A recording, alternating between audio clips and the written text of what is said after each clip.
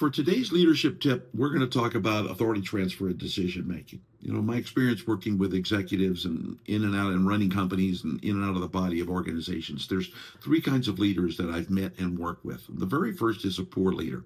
And a poor leader blames execution. They're wondering why the team is slowing down. Why aren't they getting stuff done? An average leader makes the decision to push harder. Well, if momentum is slowing and execution is failing, I'm just going to push harder. And an effective leader stops and says, where's authority breaking down? What really is the bottleneck? And generally, they discover that execution is failing because decisions aren't being cascaded down throughout the body of the organization. When that occurs, your team hesitates. Execution is going to fail, and you, as the executive, get pulled back into the do. You have to do. And if you look at your calendar, you'll see that you have escalation meetings, do meetings. You're actually doing the work rather than helping people with the delegation that you've delegated to with the authority that they have.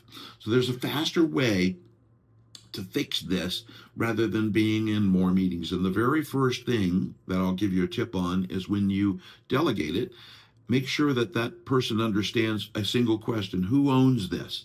And they know that they own it. And they also then know the second part of it is what authority moved with it. What can they decide and what can they not decide? When does it come back? And that helps them understand what's going to require approval.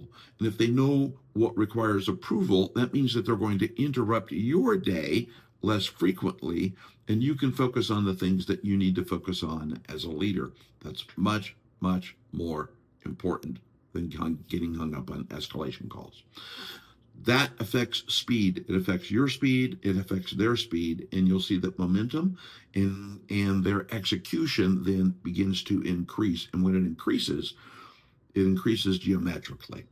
So here's my challenge. I want you to focus on that ability to make a decision yourself around what can be delegated, and when it is delegated, that decision has cascaded down through the organization, and you've done those three things. Who owns it now? What authority moved with it? And when do they escalate that decision? When do they bring it to you? I'm Dolan White. I'm the empowerment guy. And if you have any questions about implementing this within the body of your organization, I've done this for more than 45 years. So reach out. I'm happy to help you. Thanks for listening.